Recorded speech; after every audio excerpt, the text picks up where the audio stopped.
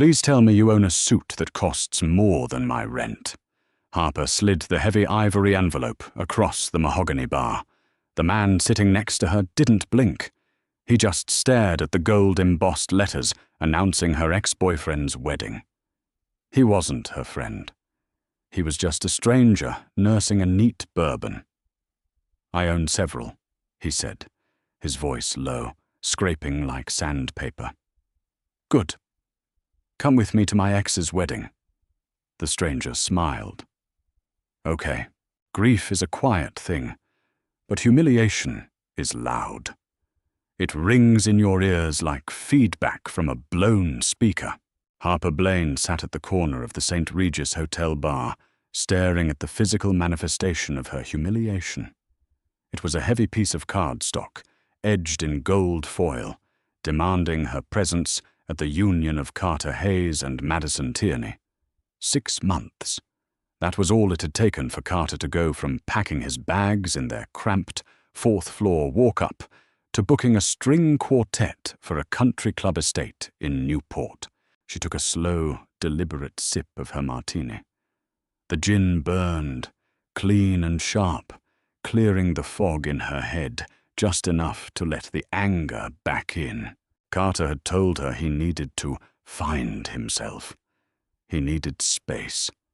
What he actually needed, it turned out, was a woman whose father owned a private equity firm. Madison was everything Harper wasn't.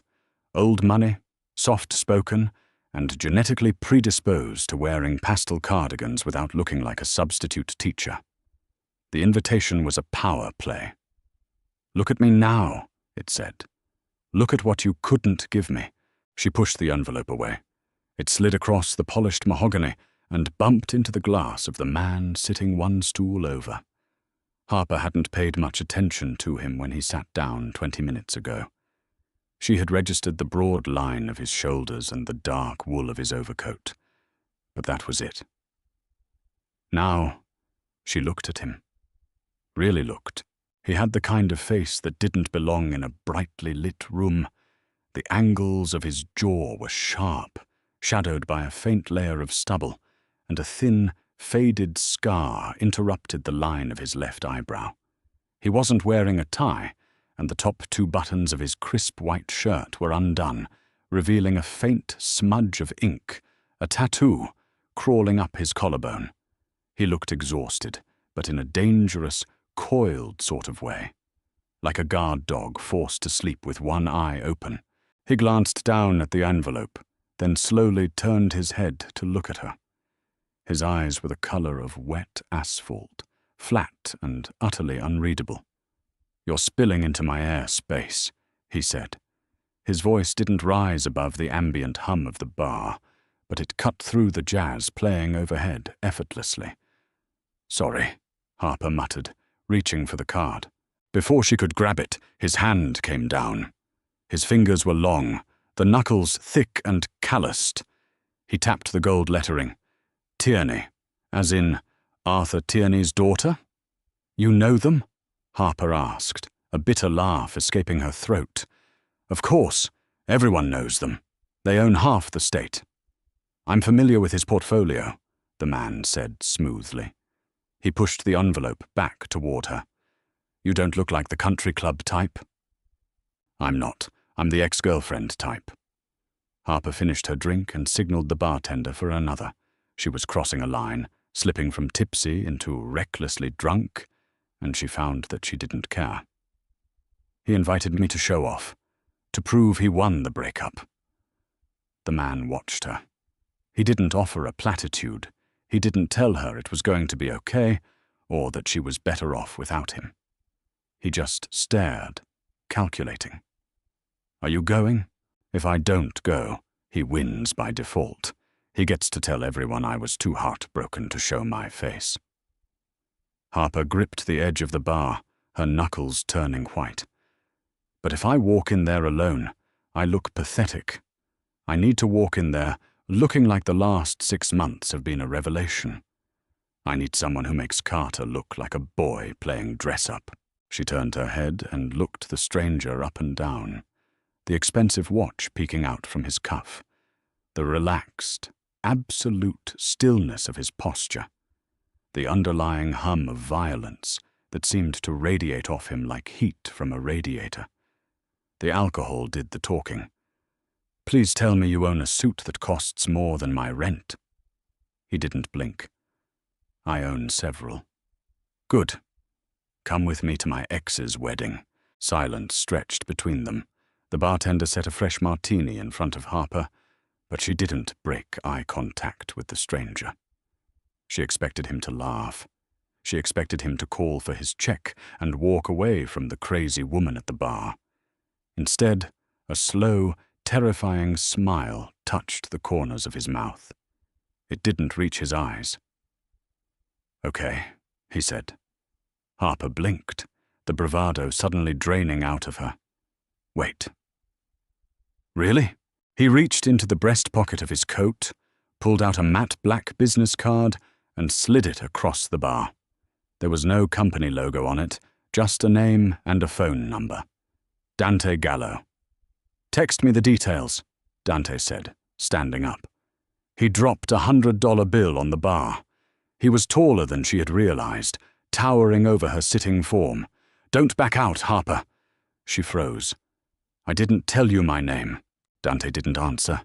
He just adjusted his coat and walked out of the bar, leaving Harper staring at the black card as if it were a live grenade. The hangover was a physical assault. Harper woke up to the sound of a garbage truck grinding its gears on the street below her apartment. Sunlight sliced through the gap in her cheap blinds, stabbing her directly in the optic nerve. She groaned, rolling over and burying her face in a pillow that smelled faintly of dry shampoo and regret. It took 10 minutes for the memories to piece themselves together.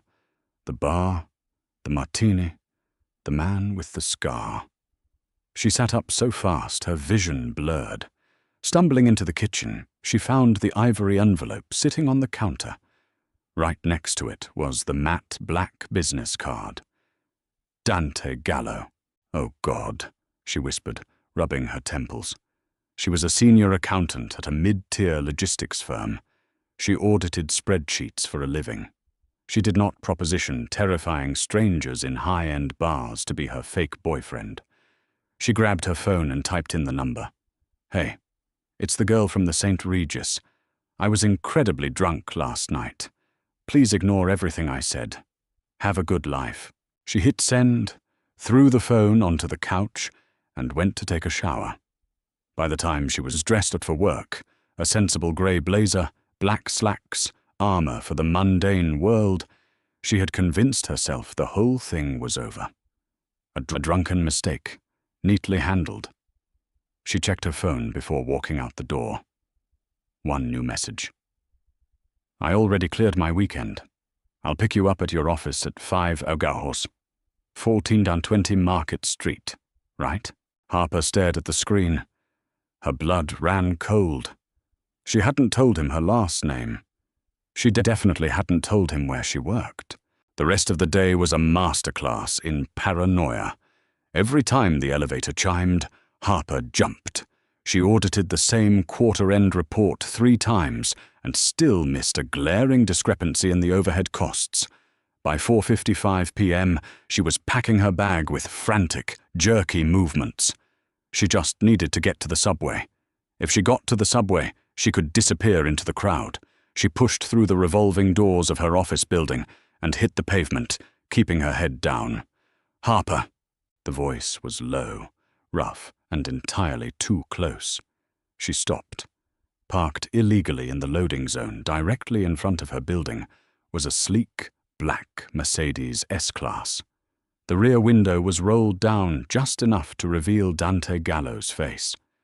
In the harsh daylight, he looked even more intimidating. He was wearing a dark charcoal suit that fit him with bespoke precision. "Get in," he said. It wasn't a request. Harper looked around. The sidewalk was crowded with commuters, but no one was looking at them. People inherently knew to look away from cars like that, from men like him. "I texted you," she said, clutching her laptop bag to her chest like a shield. I cancelled. I don't do cancellations, Dante replied quietly. He pushed the door open from the inside. Get in, Harper. You're holding up traffic. Survival instinct fought with her stubborn pride. Pride lost. She slid into the leather interior of the back seat, the door clicking shut with the heavy, airtight thud of an expensive vault. The driver in the front seat didn't turn around. He was built like a cinder block and stared straight ahead. "How do you know where I work?" Harper demanded, trying to keep her voice steady. "How did you know my name?" Dante poured 2 fingers of amber liquid from a crystal decanter hidden in the center console. He offered it to her. She shook her head. He took a sip. "You paid your bar tab with a credit card," Dante said simply. "A friend of mine manages the St. Regis. A 5-second phone call gave me your name. A 10-second internet search gave me your LinkedIn profile. That is wildly invasive. You asked a stranger to take you to a wedding. I like to know who I'm getting into a car with." Dante turned slightly to face her. The proximity was overwhelming. He smelled of bergamot, clean linen, and cold air. "Arthur Tierney is hosting the wedding at his estate in Newport, correct?" "Yes," Harper said, narrowing her eyes. "Why do you care so much about Arthur Tierney?" Dante swirled the liquid in his glass. He didn't look at her like a man looking at a woman. He looked at her like a chess player examining a piece on the board. "Arthur Tierney owns a shipping subsidiary that has been making my life very difficult," Dante said, his tone conversational, as if they were discussing the weather. "He operates out of a private port. His union guys are causing problems for my union guys. He refuses to take my calls. He refuses to schedule a meeting. He hides behind lawyers and gated communities." Harper's stomach dropped. She wasn't naive. You didn't grow up in a city like this without understanding the subtle, unspoken dialects of power. Your union guys. "Logistics," Dante corrected smoothly. "I move things from point A to point B. Tierney is blocking my route.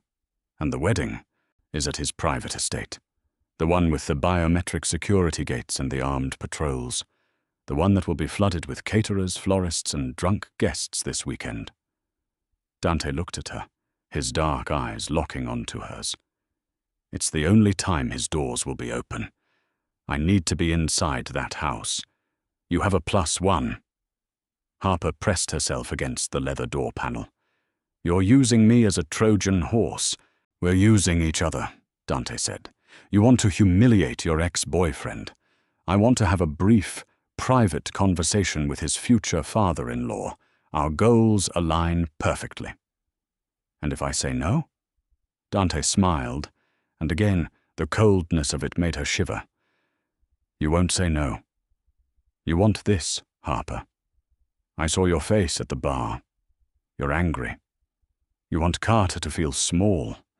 I excel at making men feel small. He was right. God help her. He was right." The thought of walking into that estate with Dante on her arm, a man who radiated absolute, terrifying authority, sent a dark, vindictive thrill straight down her spine. "Fine," Harper breathed, her heart hammering against her ribs. "But I have rules." Dante raised a brow. "Rules? I am not getting caught in the middle of a mafia shootout." Dante actually chuckled, a low, rumbling sound. "I'm a businessman, Harper. We don't do shootouts anymore. It's bad for the stock price. Any other rules?" "You pretend to like me," she said, her voice tightening. "Carter knows me. He knows when I'm faking it.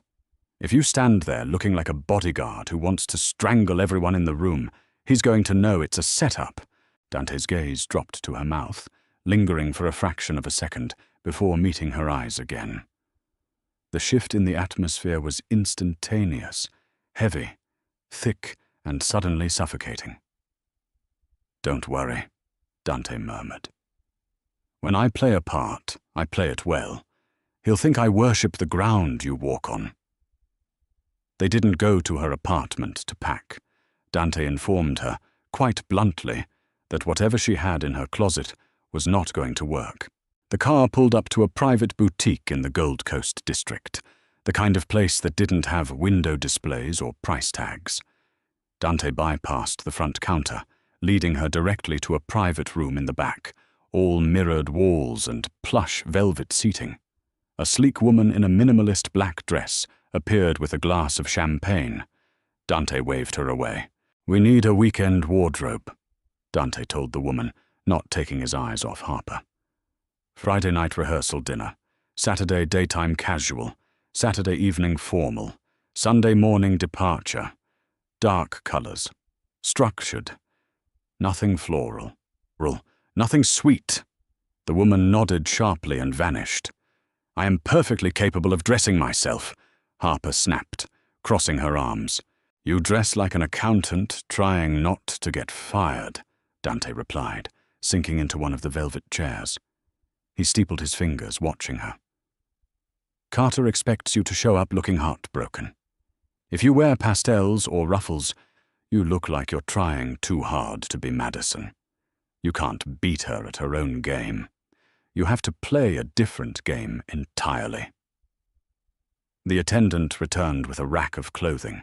For the next hour, Harper was subjected to a ruthless evaluation, a navy silk slip dress. Too fragile. A crimson ball gown. Too desperate.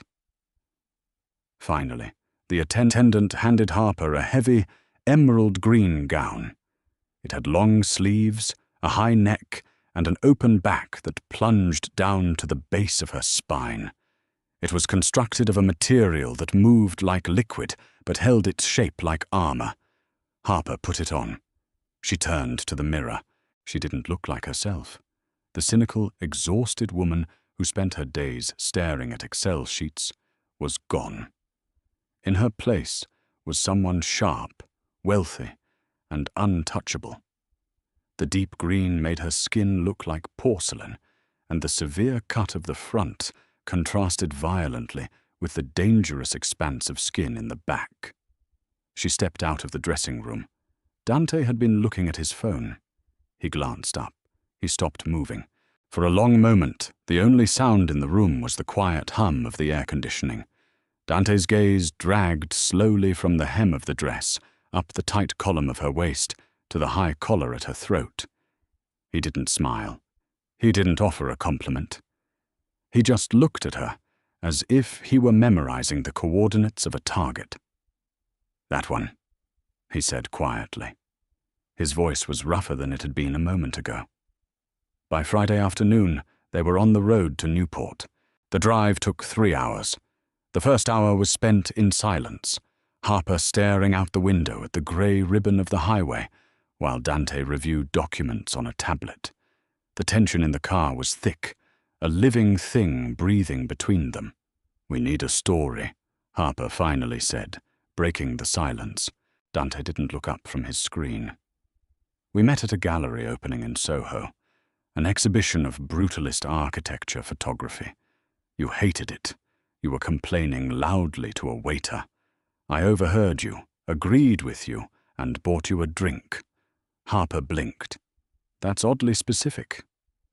"The best lies are built on specific, boring truths," Dante said, setting the tablet down. "If Carter asks about my work, I'm a venture capitalist focusing on supply chain logistics. It's technically true." "And us?" Harper asked, turning slightly in her seat to face him. "How long have we been together?" 4 months. Long enough for the honeymoon phase to settle into something serious, short enough that we still can't keep our hands off each other. Harper's pulse fluttered, an annoying, panicked rhythm against her collarbone. "Hands off each other." Dante turned his head. His dark eyes locked onto hers, holding her gaze with the gravitational pull of a black hole. "You said Carter knows you. He knows your tells. If we act like polite roommates, he'll smell blood in the water." "I am going to touch you, Harper. I am going to hold your hand. I am going to put my hand on your waist, and I am going to look at you like I want to drag you into an empty room." He leaned closer, the scent of bergamot wrapping around her. "And you are going to look back at me like you'd let me. Understood?" Her throat felt suddenly tight. She swallowed hard, nodding once. Understood. They arrived at the Tierney estate just as the sun began to set, casting long, bleeding shadows across the manicured lawns. The main house was a sprawling, stone monstrosity that looked more like a fortress than a home. Men in black suits stood at the wrought iron gates, checking names off a digital manifest. Dante rolled the window down. The guard leaned in, his eyes darting to Dante's face, then to the tablet in his hand. The guard's demeanor shifted instantly. It was subtle, a slight stiffening of the spine, a deferential dip of the chin. "Mr. Gallo, welcome. Valet will take your car at the main portico." The gates swung open. Harper gripped her small clutch purse until her fingers ached. "Showtime, Harper," Dante murmured. They pulled up to the front steps. The rehearsal dinner was already in full swing on the terrace overlooking the ocean. String music drifted through the crisp evening air, mingling with the low hum of wealthy voices and the clinking of crystal. Dante got out, tossing the keys to a wide-eyed valet, and walked around to open Harper's door. He offered his hand. She took it. His palm was warm, hard, and entirely steady. The warmth bled through the chill in her fingers, a grounding weight in a world that suddenly felt like it was spinning too fast. He didn't just hold her hand. He pulled her close, tucking her against his side, his arm wrapping firmly around her waist. It wasn't a loose, casual hold. It was possessive. They walked up the stone steps. Heads turned. Conversations tapered off. Harper felt the weight of a dozen stares, but she kept her chin high, her shoulders back. "You command attention," Dante had said. They reached the top of the terrace stairs. And there he was. Carter stood near the bar, holding a scotch, laughing at something a groomsman had said. He was wearing a light blue linen suit. He looked perfectly at ease. He looked happy. Then he looked up and saw Harper. The smile fell off his face. His eyes widened, sweeping over her, taking in the emerald dress, the flawless hair, the cold, unbothered expression she had spent the last 3 hours practicing in the rearview mirror. Then, Carter's gaze shifted to the man standing beside her. Harper felt Dante shift his weight. It was a microscopic movement. The subtle rolling of his shoulders, the expansion of his chest. Dante didn't glare. He didn't try to look intimidating. He just looked at Carter with the calm, flat indifference of a predator observing a mouse. Carter swallowed hard, his grip tightening on his glass. The smug, victorious ex-boyfriend routine died in his throat before he could even speak a word. Dante leaned down, his lips brushing against the shell of Harper's ear. His breath was warm, sending a jagged shiver straight down her spine. "Look at him," Dante whispered, his voice dark and laced with dark amusement. "He already regrets it." Carter stepped forward. He moved like a man walking on a sheet of thin ice, trying to mask his panic with a practiced, country club smile. "Harper," Carter said. His voice was a fraction too loud, ringing awkwardly over the soft jazz playing from the terrace speakers. "You made it. I wasn't sure you would." "It's a beautiful venue, Carter," Harper replied. Her voice was steady, cool, and entirely foreign to her own ears. The heavy silk of her emerald dress brushed against her legs as she shifted her weight. "I couldn't miss it." Carter's eyes darted to Dante. He tried to size him up, looking for a flaw, a cheap watch, scuffed shoes, anything to tear the man down. He found nothing. Dante was an impenetrable wall of bespoke charcoal wool and terrifying calm. "And you brought a guest," Carter noted, extending a hand that was ever so slightly trembling. Carter Hayes. Dante didn't take the hand immediately. He let it hang in the salt-tinged air for 3 agonizing seconds, long enough for it to become an insult. Then he reached out and gripped Carter's hand. "Dante Gallo." Dante didn't squeeze hard to prove a point. He didn't need to. The sheer, overwhelming indifference in his grip did the job. Carter pulled his hand back quickly, rubbing his thumb against his knuckles, as if he'd touched a live wire. "Dante," Carter repeated, testing the name. "What line of work are you in?" "Logistics," Dante said smoothly. He shifted his stance, moving a fraction of an inch closer to Harper. His hand slid from her waist, tracing a slow, deliberate line up her spine before settling on the bare skin between her shoulder blades. Harper's breath hitched. His fingers were hot against the chill of the evening air. It wasn't a grope. It was a brand. "Supply chain management," Dante continued, his voice dropping into a register that felt like a physical weight in the space between them. "I ensure highly valuable cargo reaches its destination without interference." Carter swallowed. "Right. Fascinating. How did you two?"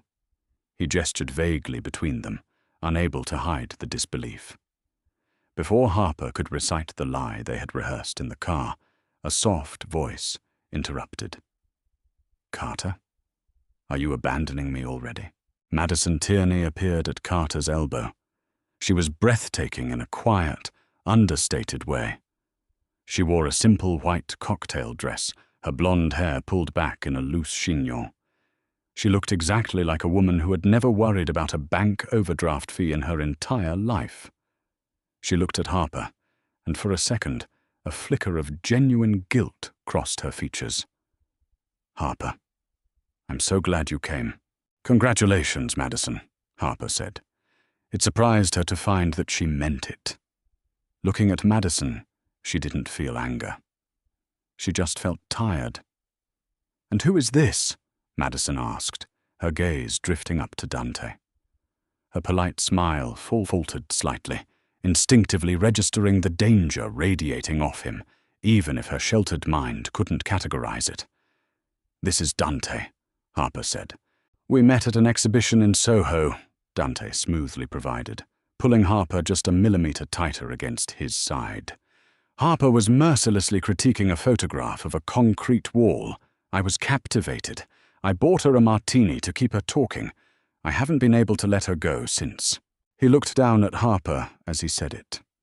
His dark eyes caught the ambient light of the terrace lanterns, turning them into chips of obsidian. He smiled. A small, private thing, meant only for her. It was a terrifyingly convincing performance. For a split second, Harper's own heart betrayed her, stuttering a rapid rhythm against her ribs. Carter looked like he had swallowed a lemon. "Well," Carter choked out, "we should mingle. Dinner is in 20 minutes. He grabbed Madison by the elbow and steered her away quickly, nearly clipping a waiter holding a tray of champagne flutes in his haste to retreat. Harper exhaled a long, shaky breath, the tension leaving her shoulders in a rush. "Good God."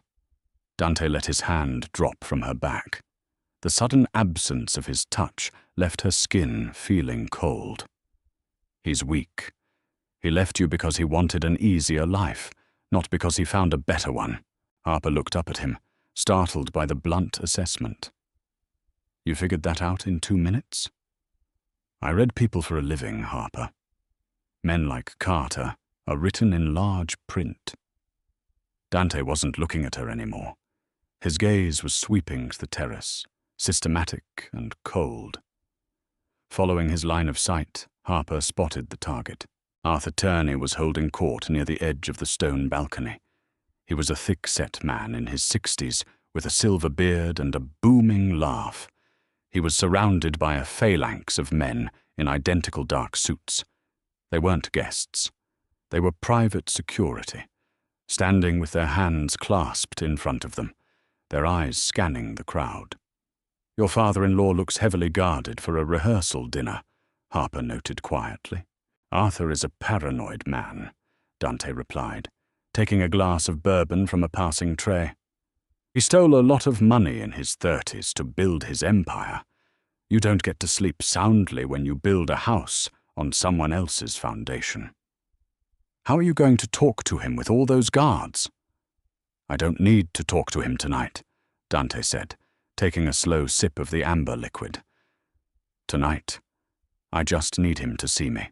Dante stepped forward, moving out of the shadows of the awning and directly into the path of the terrace lighting. He didn't approach Arthur. He didn't raise a glass. He simply stood there, perfectly still, staring across the 70 feet of crowded space. It took a minute, but the shift was palpable. One of the security guards noticed Dante first. The man nudged his partner. Then Arthur Tierney turned his head. Even from a distance, Harper saw the blood drain from Arthur's face. The older man's booming laugh cut off abruptly. The jovial father of the bride vanished, replaced by a man looking at a ghost holding a loaded gun. Dante didn't blink. He raised his bourbon glass an inch, a mock salute. Arthur turned his back instantly, his shoulders stiff, speaking frantically to his head of security. Dante turned back to Harper, a dark, satisfied calm settling over his features. "Dinner is served," he said quietly, offering his arm. "Let's eat." The guest suite was located in the east wing of the estate. It was larger than Harper's entire apartment, decorated in muted blues and creams, featuring a vaulted ceiling and a set of French doors that opened to a private balcony overlooking the Atlantic. In the center of the room sat a massive, four-poster, king-sized bed. Harper stared at it from the doorway. She had audited multi-million-dollar accounts without breaking a sweat, but the sight of that mattress sent a spike of pure, unfiltered panic straight to her throat. Dante walked past her, dropping his leather duffel bag on the floor near a large velvet armchair. He didn't look at the bed. "I'll take the chair," he said, shrugging off his suit jacket and tossing it over the back of the furniture.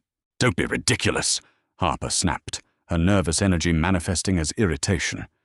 She stepped into the room and closed the heavy oak door behind her. "You can't sleep in a chair. You're huge. You'll break your neck. It's a king bed. We're adults." Dante turned around.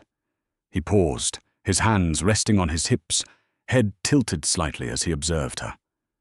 The polite, attentive mask he had worn all evening was completely gone. In the quiet, dim lighting of the bedroom, he looked dangerous again, exhausted, but lethal. "Harper," he said, his voice flat. "I sleep about 3 hours a night. When I do sleep, I wake up violently if someone moves unexpectedly next to me. It's a reflex. You do not want to be in a bed with me when that happens." The blunt reality of the statement hit her like a bucket of ice water. He wasn't a venture capitalist. She had spent the last 5 hours pretending to be the girlfriend of a wealthy businessman. She had forgotten who she had actually hired. "Oh," she said, her voice small. Dante walked over to the minibar, pouring a generous measure of scotch into a tumbler. He didn't offer her one. He drank half of it in a single swallow, letting his head fall back slightly. He reached up and unbuttoned his cuffs, rolling the crisp white sleeves up to his elbows.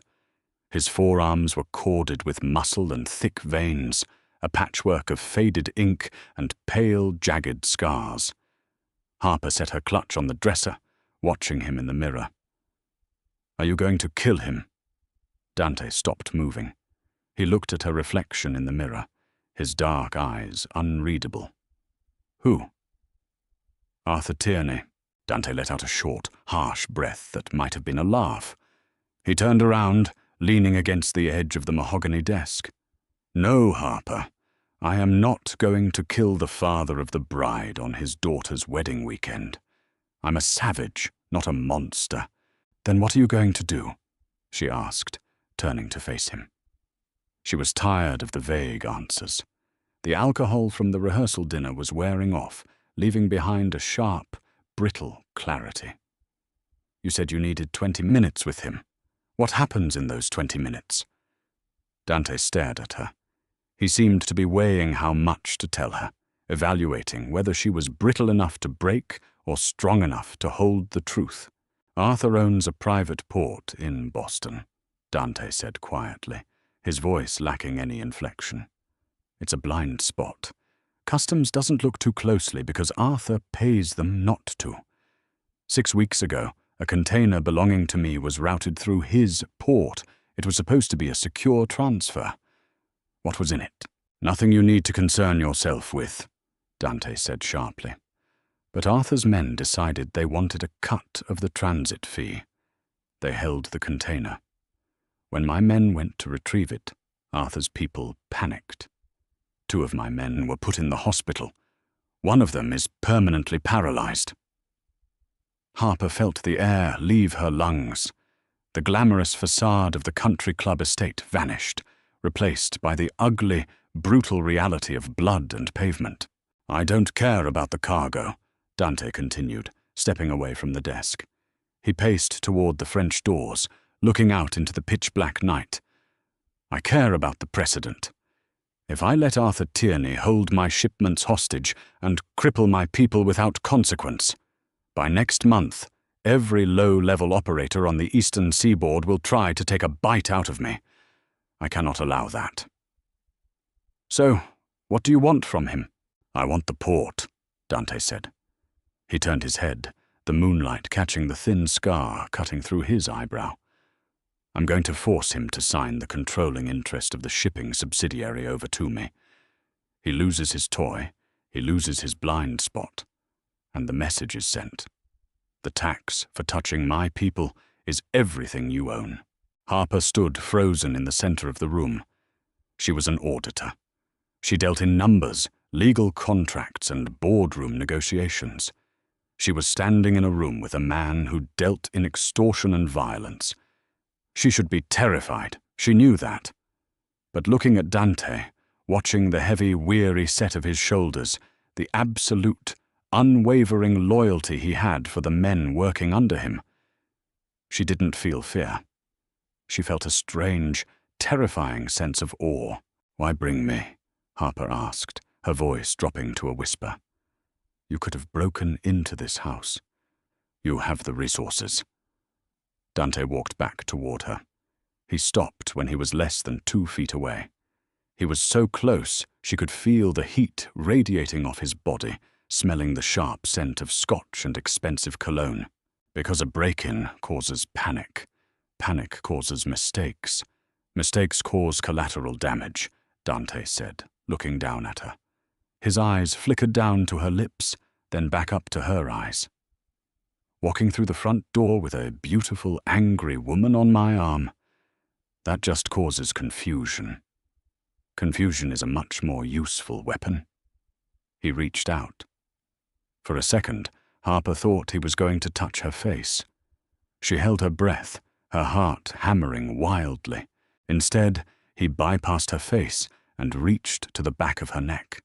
His fingers brushed against her bare skin, sending a jolt of electricity down her spine as he found the hidden zipper of her gown.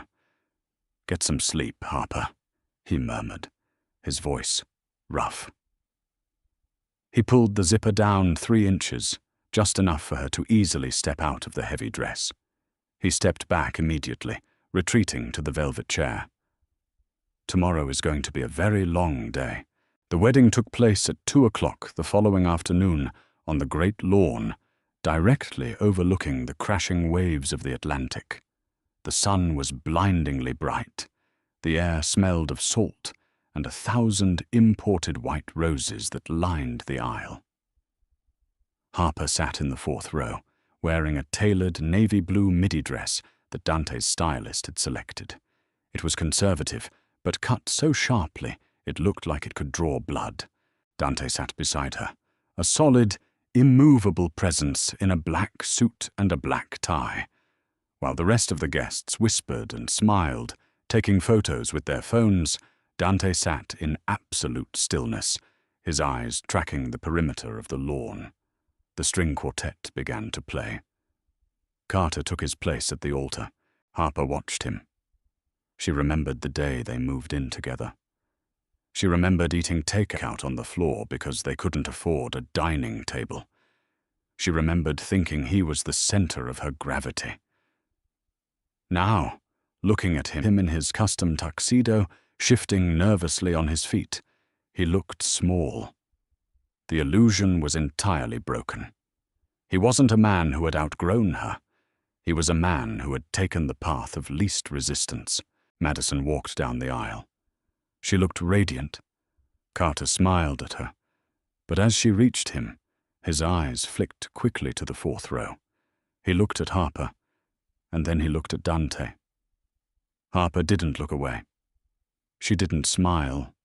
She just held Carter's gaze until he blinked and turned back to his bride. "It's over," Dante whispered, leaning in close so only she could hear. "The ceremony just started," she whispered back. "Not the ceremony. You." Dante didn't look at her. His eyes remained on the altar. "You don't care anymore. The anger is gone." Harper swallowed the lump in her throat. He was right. The vindictive fire that had driven her to a hotel bar and into the car of a mafia boss had burned itself out. There was nothing left but cold ash. "I don't," she admitted softly. "Good," Dante said. He checked his watch. The matte black dial caught the sunlight. "The reception is in the grand ballroom. The moment they cut the cake, Arthur's security will be focused on the crowd. That's my window. I'll need 20 minutes. Stay at the table. Do not look for me." Okay. The reception was an overwhelming display of wealth. Champagne towers, an ice sculpture of a swan, and a 12-piece band playing Sinatra covers. Harper sat at a table near the back, picking at a plate of sea bass she couldn't taste. True to his word, the moment the band announced the cake cutting, Dante stood. He didn't make an excuse. He just touched Harper's shoulder once, a brief, heavy pressure, and melted into the crowd moving toward the dance floor. Harper watched him disappear, her stomach twisting into a tight knot. "It's handled," she told herself. "He knows what he's doing."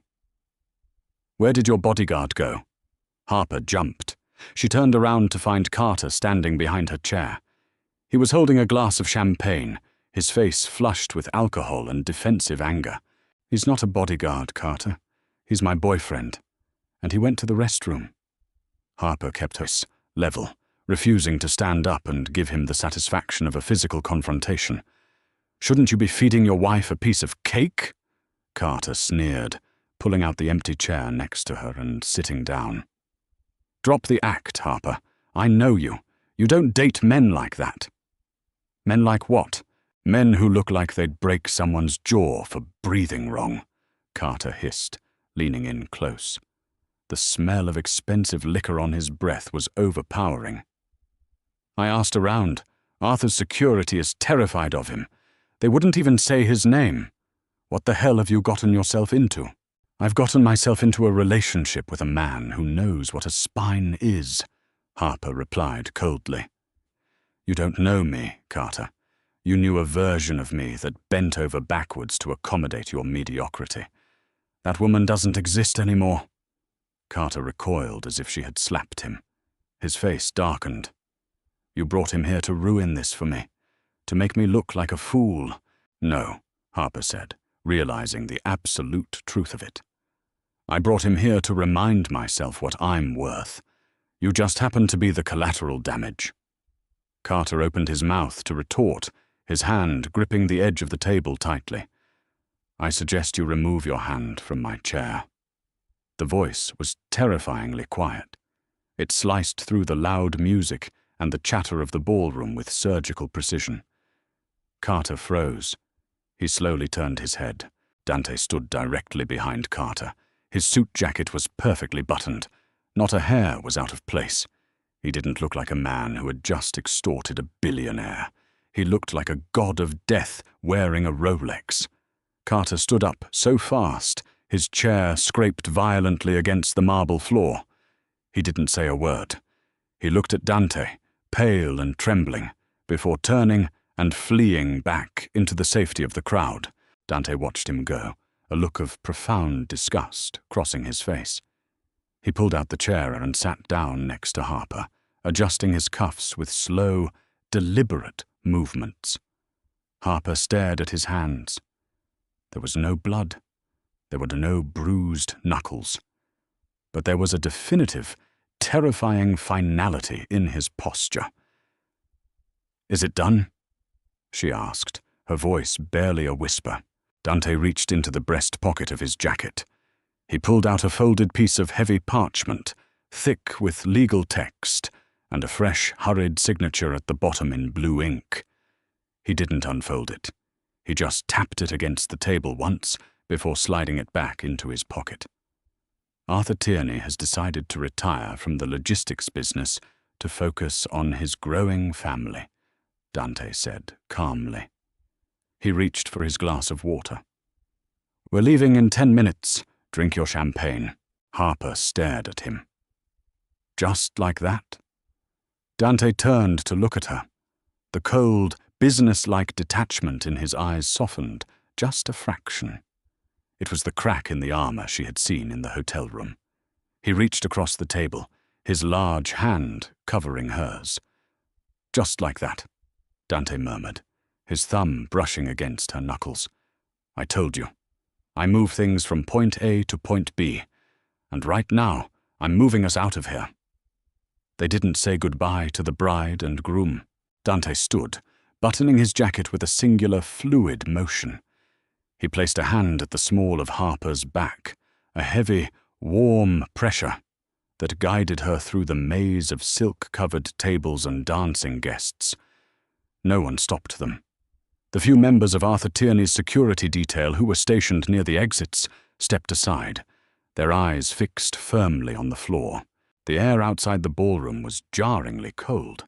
The sun had dipped below the horizon, replacing the golden afternoon with a bruised, violet twilight. The black Mercedes S-Class was already idling at the bottom of the stone steps. Cole, the cinder block of a driver, stood by the rear door. He didn't look like a valet. He looked like a soldier waiting for extraction. Harper slid into the back seat. The heavy leather smelled of bergamot and ozone. Dante climbed in beside her, and the door shut with an airtight thud, instantly cutting off the sound of the ocean and the distant wedding band. "JFK," Dante said to Cole, "the private terminal." Cole put the car in gear, and the estate began to roll away in the tinted windows. For the first 20 minutes, the silence in the car was absolute. The adrenaline that had been keeping Harper's spine rigid suddenly abandoned her, leaving behind a hollow, aching exhaustion. She sank back into the leather, kicking off her heels. She didn't care if it was ungraceful. Her feet hurt. Her brain hurt. She turned her head to look at Dante. He had taken off his tie, tossing it onto the opposite seat, and unbuttoned the top 3 buttons of his shirt. He was leaning his head back against the headrest, his eyes closed. In the dim, passing glow of the highway streetlights, the harsh lines of his face were deeply pronounced. He didn't look like a victor. He looked like a man who had been awake for 3 days and was calculating how many more hours he had to survive before he could collapse. "You're going to the airport?" Harper asked, her voice raspy. Dante didn't open his eyes. "I have a flight to Chicago in 2 hours. There is a secondary issue with the transit line. It needs to be handled in person." "More extortion?" He opened his eyes then, turning his head slowly to look at her. The exhaustion in his gaze was palpable, a physical weight. "More logistics. The extortion is reserved for special occasions." Harper pulled her knees up, wrapping her arms around her legs. The emerald dress felt heavy now, like a costume she had worn for a play that had finally ended. "Carter was terrified of you. He didn't even try to fight back. Men like Carter rely on social contracts to protect them," Dante said quietly, reaching out to pour a measure of water from the center console. He handed her the crystal glass. They think money and a zip code form an invisible shield. When you introduce them to someone who operates completely outside of those rules, their reality fractures. They don't know how to cope. So, they run. Harper took the glass. Her fingers brushed against his. They were rough, scarred, and completely steady. "Did you mean what you said?" she asked. "About why you brought me." Dante leaned back, looking out the window at the dark ribbon of the interstate. "I told you I needed a distraction." "You said confusion is a weapon," Harper's corrected, her grip tightening on the glass. "But you also said you brought me to remind me what I'm worth." "Which was it?" Dante was silent for a long time. The tires hummed against the asphalt. The rain started, a sudden, violent downpour that lashed against the reinforced glass of the Mercedes. "Both," he finally said. His voice dropped, losing the hard, business-like edge it usually carried. "I needed to get into that house, but I also sat next to you in a bar and watched a smart, beautiful woman let a piece of paper convince her she was nothing. I don't like watching people settle for less than they are owed. It offends my sensibilities." He didn't look at her when he said it. He didn't try to make it romantic. It was a blunt statement of fact, delivered with the cold pragmatism of an auditor, pointing out a discrepancy on a balance sheet. Harper stared at the hard line of his jaw. The exhaustion finally won. She set the glass down, shifted in her seat, and let her head fall against his shoulder. She expected him to stiffen. She expected him to pull away. Instead, Dante let out a long, slow breath. He adjusted his posture, shifting his weight so she had a better angle. Then he raised his arm and rested his hand heavily on her opposite shoulder, tucking her against his side. The heat of his body was absolute. "Sleep, Harper," he murmured into the dark interior of the car. She closed her eyes. For the first time in 6 months, she didn't dream of Carter. She didn't dream at all. The transition back to reality was brutal. Dante didn't drop her off. Cole did. When Harper woke up, the car was idling outside her apartment building in Brooklyn. The rain was still falling. Dante was gone. "Mr. Gallo caught his flight," Cole informed her, staring straight ahead through the windshield.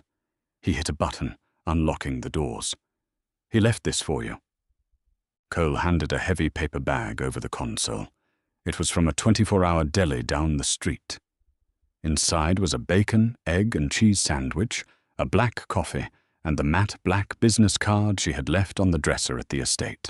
Harper stood on the wet pavement, holding a deli bag in a designer gown, and watched the taillights of the Mercedes disappear into the New York traffic. It felt like walking out of a movie theater in the middle of the day. The light was too harsh, the air too loud, the reality too mundane. Monday morning arrived with the subtlety of a car crash. Harper sat at her desk in the mid-tier logistics firm. The fluorescent lights overhead buzzed with a static hum that gave her a headache behind her left eye. She was wearing her sensible grey blazer. She was staring at a Q3 projection spreadsheet. "Harper, I need the variance report by 3, Greg, her supervisor said, stopping by her cubicle. Greg wore khakis that were too short and possessed the management style of a passive-aggressive badger. "And we need to talk about your tone in the last client email. It was a bit direct." A week ago, Harper would have apologized. She would have typed out a careful, placating response and stayed until 6 to finish the variance report. She looked at Greg. She remembered standing on a terrace, watching a billionaire turn white with fear because of the man holding her hand. She remembered the absolute, uncompromising stillness of Dante Gallo. "The client is operating on a net 30 payment structure, and they are 60 days delinquent," Harper said, her voice flat and even. She didn't look away from her monitor. Being direct is the only reason they finally wired the money this morning. The variance report will be on your desk at 5. I have a backlog." Greg blinked. He opened his mouth, closed it, and walked away. Harper looked down at her keyboard. Her hands were shaking, just a little. The week dragged on. Every day was a masterclass in grey existence. The subway commutes, the cheap coffee, the endless columns of numbers. She tried to find satisfaction in her newfound backbone at work, but it felt hollow. She realized, with a sickening drop in her stomach, that the wedding hadn't given her closure. It had given her a baseline. She had spent the weekend vibrating on a frequency she didn't know existed, and now the silence of her apartment was deafening. She kept the matte black business card on her kitchen counter. Every night she stared at it. "He used you for access," the cynical part of her brain whispered. "It was a transaction. You paid for a fake boyfriend. He got a shipping port. The contract is fulfilled." But she remembered the heat of his hand on the back of her neck. She remembered the way he had let her sleep on his shoulder, the steady rhythm of his heartbeat beneath the crisp cotton of his shirt. That wasn't a transaction. That was a choice. By Friday evening, the silence was suffocating her. She poured a glass of cheap Pinot Grigio and sat on her couch. She picked up her phone. She opened a new message, typed in the number from the card, and stared at the blinking cursor. "Did you fix your transit line?" Delete. "Too casual. Thank you for the weekend." Delete. "Too formal." She tossed the phone onto the cushion. This was ridiculous. She was a senior accountant. She dealt in facts. The fact was, Dante Gallo lived in a world of violence, extortion, and high-stakes survival. She lived in a fourth-floor walk-up and argued with landlords about radiator heat. They were intersecting lines on a graph that had passed their single point of contact. A heavy, deliberate knock echoed through her apartment. Harper froze. Her heart slammed against her ribs. Nobody knocked on her door. Delivery drivers buzzed from the lobby. Friends texted. She set her wine glass down, crept to the door, and looked through the peephole. She ripped the door open. Dante stood in the hallway. The bespoke charcoal suit was gone. He was wearing dark jeans, heavy leather boots, and a black crewneck sweater that clung to the broad span of his chest. The faint scar through his eyebrow was stark against his pale, exhausted skin. He looked rough. He looked real. "Your lobby security is non-existent," Dante said. His voice was a low, gravelly scrape in the quiet hallway. "The lock on the front door can be picked with a paperclip." "I don't like it." Harper stared at him. Her lungs forgot how to process oxygen. "What are you doing here?"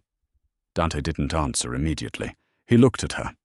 He took in her oversized college sweatshirt, her bare legs, the messy bun on top of her head. He looked at her with the same intense, calculating focus he had used to dismantle Carter Hayes. "I finished in Chicago," he said. He stepped forward, forcing Harper to step back into the apartment. He closed the door behind him, the latch clicking shut with finality.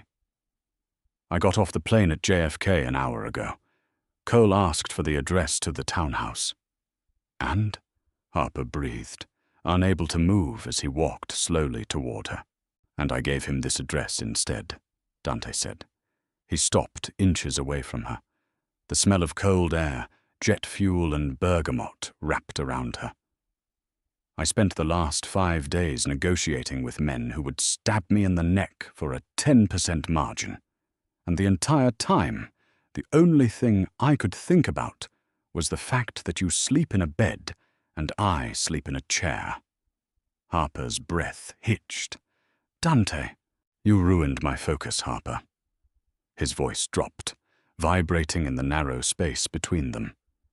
He reached out, his large, calloused hand cupping the side of her face. His thumb brushed over her cheekbone. "I don't make mistakes. But leaving you in that car on Sunday morning was a mistake. The touch of his hand was electric. It sent a shock wave of heat straight through her chest, vaporizing the cold, grey numbness of the past 5 days. Harper didn't pull away. She leaned into his palm. "We made a deal. The wedding is over. You got your port."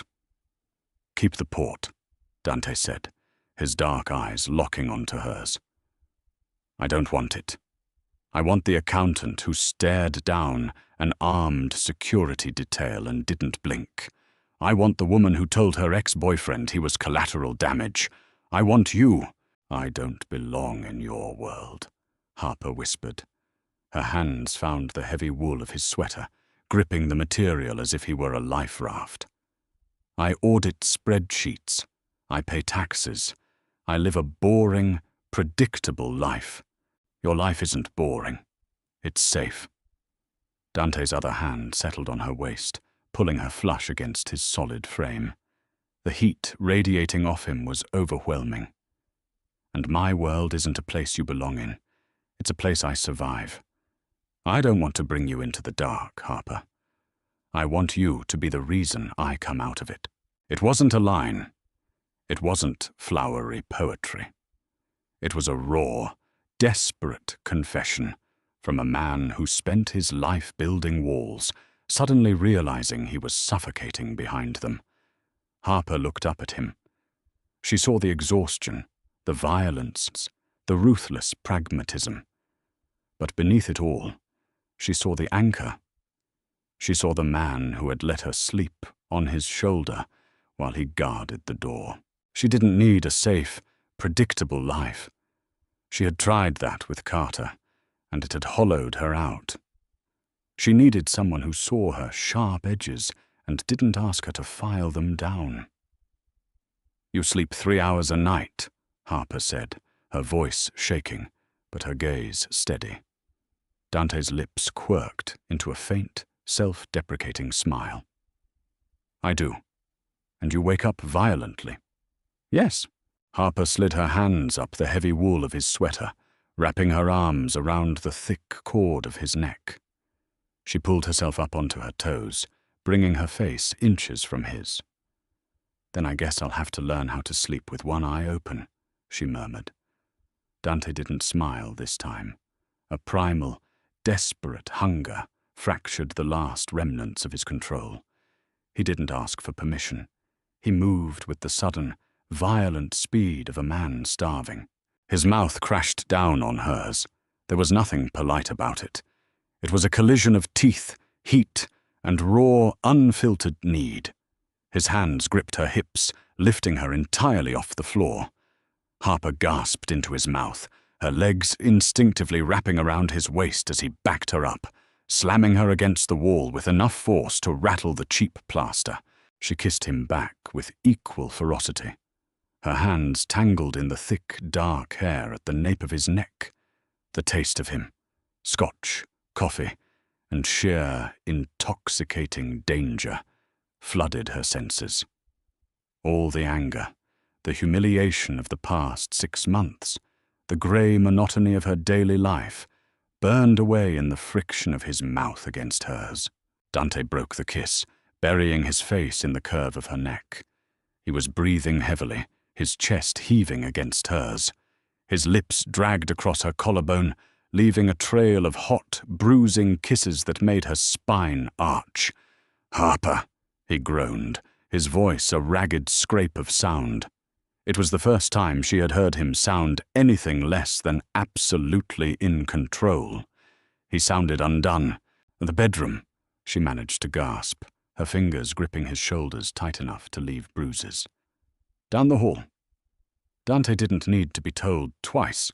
He carried her down the narrow hallway, kicking the bedroom door shut behind them, effectively locking the rest of the world out. The next morning, the sun bled through the cheap blinds of Harper's apartment, casting thin, golden lines across the tangled sheets. Harper woke up slowly. The air in the room was warm, heavy with the scent of sex and bergamot. She didn't move immediately. She lay perfectly still, registering the heavy, immovable weight pinning her left side to the mattress. Dante was asleep. His arm was thrown over her waist, holding her flush against his chest. His face was buried in the pillows, the harsh lines of his jaw softened by the rare, deep unconsciousness. He hadn't woken up violently. He hadn't woken up at all. Harper turned her head carefully, looking at the faded scar on his eyebrow, the dark ink sprawling across his bare collarbone. She reached out, tracing the line of a pale scar on his forearm, with a feather-light touch. Carter's wedding felt like a lifetime ago. The girl who had sat at the St. Regis bar, crying over an embossed piece of cardstock, was a stranger to her now. She had asked a monster to walk her into the fire just to prove she wouldn't burn. She hadn't burned. She had simply learned how to command the flames. Dante stirred. His grip on her waist tightened instinctively. He didn't open his eyes, but he buried his face in her hair, pressing a slow, heavy kiss to the crown of her head. "You're staring," he murmured, his voice thick with sleep.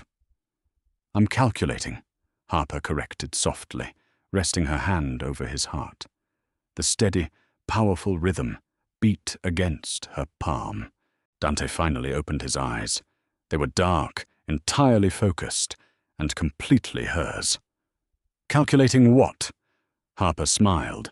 It was a sharp, genuine thing. "The logistics of keeping you. If Harper and Dante's journey from a spiteful wedding +1 to an unstoppable force captivated you, you won't want to miss what happens next. The line between a calculated transaction and a consuming passion is razor thin. And sometimes, the most dangerous man in the room is the only one who can make you feel safe." Did you love the slow burn and the brutal honesty? Hit the like button, share this story with fellow romance readers, and subscribe to the channel for more deeply human, grounded stories of dark romance and redemption. Drop a comment below. Would you have handed Dante the black card?